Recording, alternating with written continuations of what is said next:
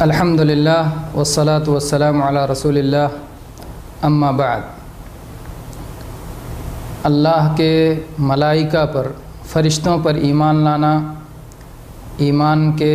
ارکان میں سے ایک اہم رکن ہے۔ آج کی گفتگو ملائکہ پر ایمان سے متعلق ہوگی، فرشتوں پر ایمان سے متعلق ہوگی۔ فرشتے اللہ کی وہ مخلوق ہیں جنہیں اللہ تبارک و تعالیٰ نے نور سے پیدا فرمایا ہے۔ عائشہ رضی اللہ عنہا کی حدیث ہے صحیح مسلم میں، اللہ کے نبی صلی اللہ علیہ وسلم نے فرمایا: خلقت الملائکۃ من نور وخلق الجان من مارج من نار وخلق آدم مما وصف لکم۔ ملائکہ کو، فرشتوں کو نور سے پیدا کیا گیا، جناتوں کو آگ کے شعلے سے پیدا کیا گیا، اور آدم علیہ السلام کو مٹی سے پیدا کیا گیا، خاک سے پیدا کیا گیا، جیسا کہ بیان کیا جا چکا ہے۔ قرآن و حدیث میں فرشتوں کے بہت سارے صفات وارد ہیں، ہم چند صفات کا تذکرہ کرتے ہیں۔ یہ بڑی طاقتور مخلوق ہے، اللہ تبارک و تعالیٰ نے انہیں بڑی قوت سے نوازا ہے۔ چنانچہ قرآن مجید میں اللہ تبارک و تعالیٰ نے ارشاد فرمایا: یا ایھا الذین آمنوا قوا انفسکم واہلیکم نارا وقودھا الناس والحجارہ علیہا ملائکۃ غلاظ شداد۔ اے ایمان والو، اپنے آپ کو اور اپنے اہل و عیال کو اس جہنم کی آگ سے بچاؤ جس کا ایندھن انسان اور پتھر ہیں، اور اس جہنم پر جو فرشتے مقرر ہیں وہ انتہائی سخت گیر اور انتہائی طاقتور ہیں، تو ان کے اندر قوت، شدت اور سختی پائی جاتی ہے۔ اسی طرح سے اللہ تبارک و تعالیٰ نے جبریل علیہ السلام کے وصف میں بیان فرمایا: علمہ شدید القویٰ، اور فرمایا ذی قوت عند ذی العرش مکین، کہ یہ قوت والے فرشتے ہیں۔ یہ بہت بڑے جسم بھی ان کے بہت بڑے ہیں، ان کی تخلیق بھی اللہ تبارک و تعالیٰ نے عجیب انداز سے فرمائی ہے۔ چنانچہ جناب محمد رسول اللہ صلی اللہ علیہ وسلم نے جبریل علیہ السلام کو ان کی اصلی صورت میں ایک بار دیکھا، فرمایا کہ وہ اتنے عظیم تھے کہ جس کی وجہ سے آسمان و زمین یا افق کا کنارہ پورا گھیرے ہوئے تھے۔ صحیح مسلم کی حدیث ہے، اور مسند احمد میں ہے کہ رأى رسول اللہ صلی اللہ علیہ وسلم جبریل فی صورتہ ولہ 600 جناح۔ اللہ کے نبی صلی اللہ علیہ وسلم نے جبریل علیہ السلام کو ان کی اصلی شکل میں دیکھا کہ ان کے 600 بازو تھے، اور ہر بازو جو ہے وہ افق کو گھیرے ہوئے تھا۔ تو اتنے عظیم جسم اور اتنا بڑا جسم اللہ تبارک و تعالیٰ نے انہیں عطا فرمایا ہے۔ ایسے ہی سارے فرشتے ایک جیسے نہیں ہیں، کوئی ایک طرح ہے، کوئی دوسری طرح ہے، ان کی تخلیق میں، ان کے بازوؤں کی مقدار میں فرق ہے۔ چنانچہ اللہ تبارک و تعالیٰ نے ارشاد فرمایا: الحمدللہ فاطر السماوات والارض جاعل الملائکۃ رسلا اولی اجنحۃ مثنی وثلاث ورباع یزید فی الخلق ما یشاء۔ الحمدللہ، جو آسمان و زمین کا پیدا کرنے والا ہے اللہ، اس کے لیے ہر قسم کی تعریفیں۔ اس نے اپنا رسول فرشتوں کو بنایا جس میں کوئی 2 بازو والے ہیں، کوئی 3 بازو والے ہیں، کوئی 4 بازو والے ہیں، اور اللہ تعالیٰ جس کی تخلیق میں جس قدر چاہتا ہے اضافہ فرماتا ہے۔ ایسے ہی یہ فرشتے جو ہے بڑے حسین اور خوبصورت ہوتے ہیں، جیسا کہ اللہ تبارک و تعالیٰ نے جبریل علیہ السلام کے بارے میں فرمایا: علمہ شدید القویٰ ذو مرۃ فاستویٰ۔ ذو مرہ کا معنی ہوتا ہے حسین و جمیل۔ اور ایسے ہی جب یوسف علیہ السلام کو عورتوں نے دیکھا تو کیا کہہ دیا کہ یہ کوئی انسان نہیں، ان ھذا الا ملک کریم۔ وہ انتہائی خوبصورت تھے، اس لیے کہا کہ یہ تو کوئی معزز فرشتے معلوم ہوتے ہیں۔ اسی طرح سے یہ بڑے معزز ہوتے ہیں اور بڑے نیک اور صالح ہوتے ہیں۔ اللہ تبارک و تعالیٰ نے فرمایا: وَإِنَّ عَلَيْكُمْ لَحَافِظِينَ کِرَامًا کاتبین، کہ تمہاری حفاظت کے لیے، تمہارے اعمال کو لکھنے کے لیے معزز فرشتے لکھنے والے مقرر ہیں۔ اور ایسے ہی یہ بڑے حیادار ہوتے ہیں، چنانچہ اللہ کے نبی صلی اللہ علیہ وسلم نے عثمان رضی اللہ عنہ سے متعلق فرمایا الا استحی من رجل تستحی منہ الملائکہ، کیا میں ایسے آدمی سے حیا نہ کروں کہ جس سے فرشتے حیا کرتے ہیں، ایسے ہی فرشتے علم والے بھی ہوتے ہیں۔ اللہ تبارک و تعالیٰ نے ان کے بارے میں فرمایا، جب فرشتوں سے آدم علیہ السلام کے پیدائش کے وقت جب فرشتوں سے گفتگو ہوئی تو اللہ تبارک و تعالیٰ نے فرمایا انی اعلم ما لا تعلمون، کہ اے فرشتوں میں جو جانتا ہوں وہ تم نہیں جانتے، یعنی تمہارے پاس علم تو ہے، جتنا اللہ نے علم دیا ہے اتنا ہے، لیکن اللہ کا علم سارے علموں سے بڑھ کر ہے، اور بہت ساری صفات ان کی اللہ تبارک و تعالیٰ نے اپنی کتاب میں اور نبی کریم صلی اللہ علیہ وسلم نے صحیح احادیث میں بیان فرمائے ہیں۔ ان کی بعض خصوصیات بھی ہیں، یہ ساری مخلوقات سے جن خصوصیات میں ممتاز حیثیت رکھتے ہیں، چنانچہ یہ اللہ کے حکم کی تنفیذ کے لیے آسمان سے اترتے ہیں اور اللہ کا حکم نافذ کرتے ہیں۔ اللہ تبارک و تعالیٰ نے فرمایا ينزل الملائکۃ بالروح من امرہ علی من یشاء من عبادہ، اللہ تبارک و تعالیٰ اپنے فرشتوں کو نازل کرتا ہے اپنے جس بندے پر چاہتا ہے، اپنی روح دے کر کے، یعنی اپنی وحی دے کر کے جس بندے پر چاہتا ہے اللہ تبارک و تعالیٰ اپنے فرشتوں کو نازل فرماتا ہے۔ اور ایسے ہی فرشتوں کے بارے میں فرمایا اللہ کے نبی کریم صلی اللہ علیہ وسلم نے یتعاقبون فیکم ملائکۃ باللیل و ملائکۃ بالنہار، کہ تم میں کچھ فرشتے رات میں آتے ہیں، کچھ فرشتے دن میں آتے ہیں، اور وہ صبح اور عصر کی صلاح میں، فجر کی صلاح میں اور عصر کی صلاح میں اکٹھا ہوتے ہیں، اور پھر اس کے بعد عصر کی صلاح میں اکٹھا ہوتے ہیں، جو دن کے فرشتے ہیں واپس چلے جاتے ہیں، اور جو رات کے فرشتے ہیں وہ آتے ہیں، اور فجر میں یہی معاملہ ہوتا ہے، رات کے فرشتے واپس چلے جاتے ہیں اور دن کے فرشتے آسمان سے آتے ہیں، اور جب اللہ تبارک و تعالیٰ کے پاس پہنچتے ہیں اللہ تعالیٰ خوب جانتا ہے، اس کے باوجود پوچھتا ہے فرشتوں تم نے ہمارے بندوں کو کس حال میں چھوڑا؟ وہ کہتے ہیں اے اللہ جب ہم گئے تھے تو وہ صلاۃ پڑھ رہے تھے، جب ہم واپس آئے تو وہ صلاۃ پڑھ رہے تھے۔ یعنی فجر اور عصر کی صلاح کی اہمیت میں یہ حدیث بیان کی گئی ہے۔ میرے بھائیوں، اسی طرح سے فرشتوں کی خصوصیات میں سے یہ ہے کہ انہیں مؤنث نہیں کہا جا سکتا، انہیں عورت نہیں کہا جا سکتا، اور کیونکہ اللہ تبارک و تعالیٰ نے کافروں پر انکار کرتے ہوئے کہا ہے کہ وہ فرشتوں کو عورت کہتے ہیں، مؤنث کہتے ہیں، اللہ تبارک و تعالیٰ نے انہیں مؤنث نہیں بنایا ہے۔ اللہ تعالیٰ نے ارشاد فرمایا وَجَعَلُوا الْمَلَائِكَةَ الَّذِينَ هُمْ عِبَادُ الرَّحْمَنِ إِنَاثًا أَشَهِدُوا خَلْقَهُمْ سَتُكْتَبُ شَهَادَتُهُمْ وَيُسْأَلُونَ، اللہ کے وہ بندے، خاص بندے ملائکہ فرشتے، ان کو یہ مؤنث کہتے ہیں۔ اللہ تبارک و تعالیٰ ان سے سوال کرتا ہے کیا یہ ان کی تخلیق کے وقت حاضر تھے؟ ان کی گواہی کو لکھا جائے گا اور ان سے باز پرس ہوگی۔ اسی طرح سے فرشتوں کی خصوصیات میں سے یہ ہے کہ وہ اللہ تبارک و تعالیٰ کی نافرمانی نہیں کرتے، وہ گناہ نہیں کرتے۔ اللہ تبارک و تعالیٰ نے انہیں اس انداز میں پیدا کیا ہے کہ وہ اللہ کی اطاعت اور فرما برداری ہی کرتے ہیں، اللہ کے حکموں کی تعمیل ہی میں لگے رہتے ہیں، جیسا کہ اللہ تعالیٰ نے فرمایا لا یعصون اللہ ما امرہم ویفعلون ما یؤمرون، اللہ نے جو انہیں حکم دیا ہے اس کی وہ نافرمانی نہیں کرتے، اور جو حکم دیا گیا ہے اسی کی تنفیذ میں لگے رہتے ہیں۔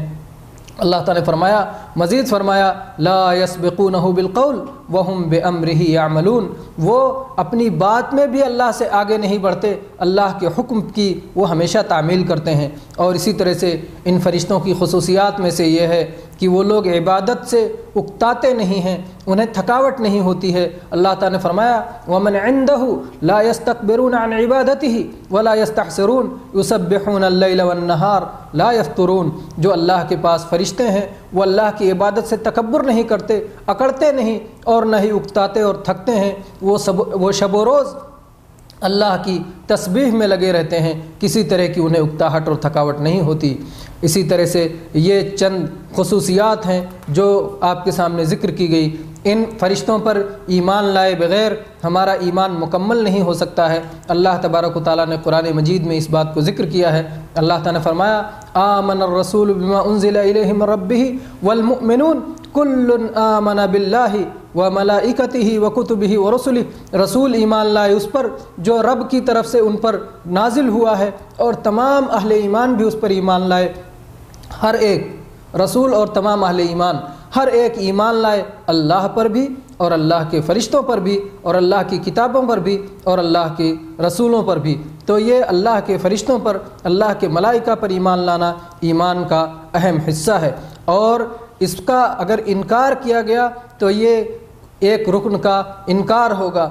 جیسا کہ اللہ تعالیٰ نے ارشاد فرمایا وَمَن يَكْفُرْ بِاللَّهِ وَمَلَائِكَتِهِ وَكُتُبِهِ وَرُسُلِهِ وَالْيَوْمِ الْآخِرِ فَقَدْ ضَلَّ ضَلَالًا بَعِيدًا، اور جو لوگ اللہ کا، اللہ کے فرشتوں کا، اللہ کی کتابوں کا، اللہ کے رسولوں کا اور آخرت کے دن کا انکار کرتے ہیں تو وہ نہایت دور کی گمراہی میں پڑ گئے۔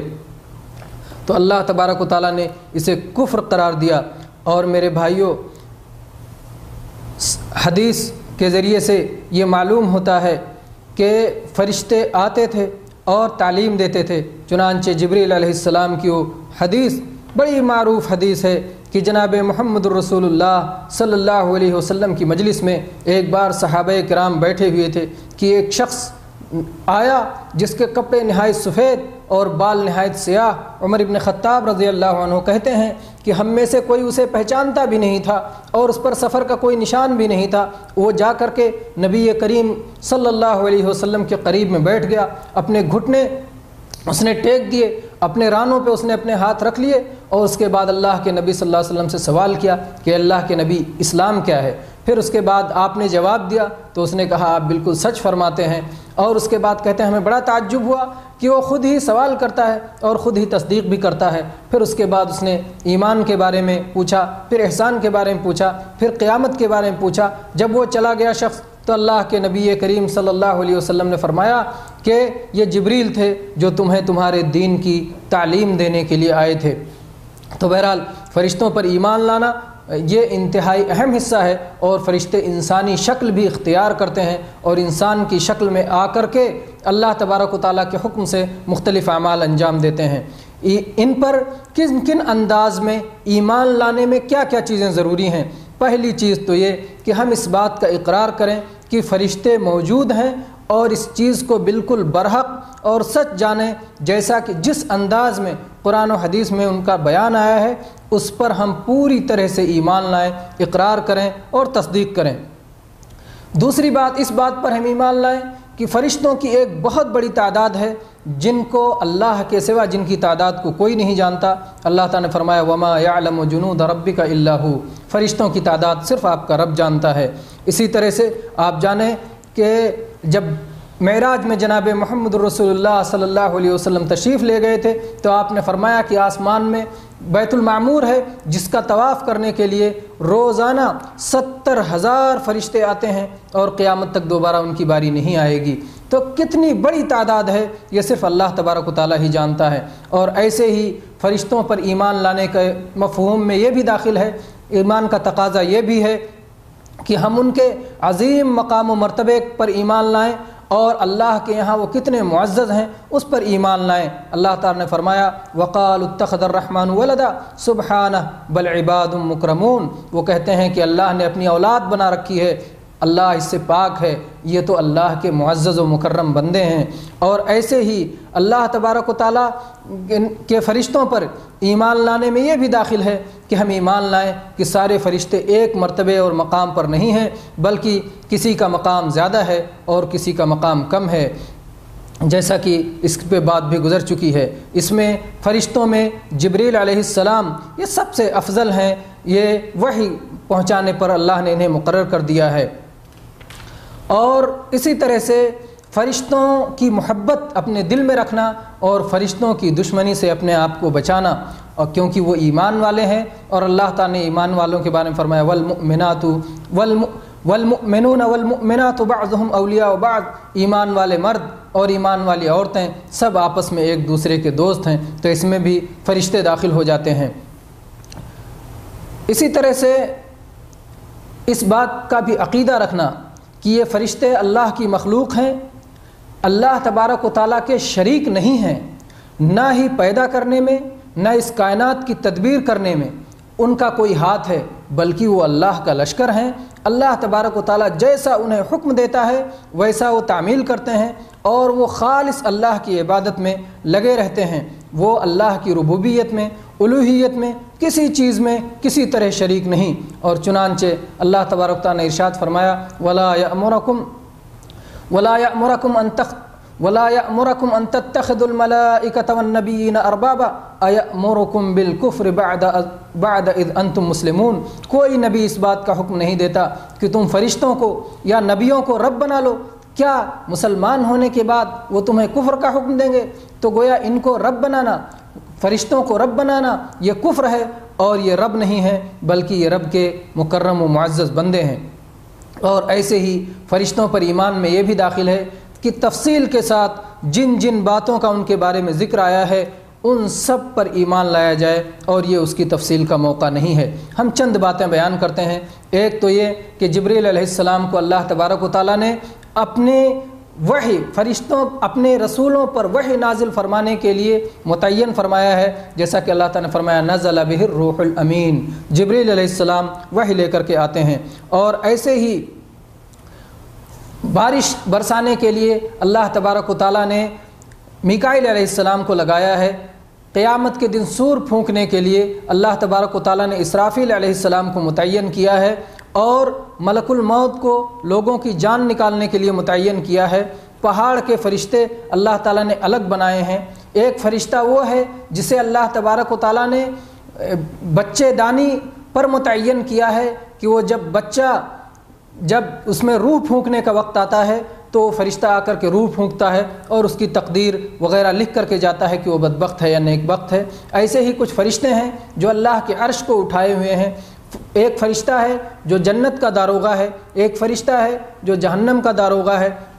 اور اس طرح سے کچھ فرشتے ہیں جو بیت المعمور کی زیارت اور اس کے طواف میں لگے ہوئے ہیں، کچھ فرشتے ہیں جو ذکر کی مجلسوں کو تلاش کرتے رہتے ہیں، کچھ فرشتے ہیں جو ہمارے اعمال کو لکھتے رہتے ہیں، کچھ فرشتے ہیں جو ہمارے آگے پیچھے دائیں بائیں ہماری حفاظت کے لیے لگے رہتے ہیں، کچھ فرشتے ہیں جو قبر میں سوال و جواب کے لیے آئیں گے۔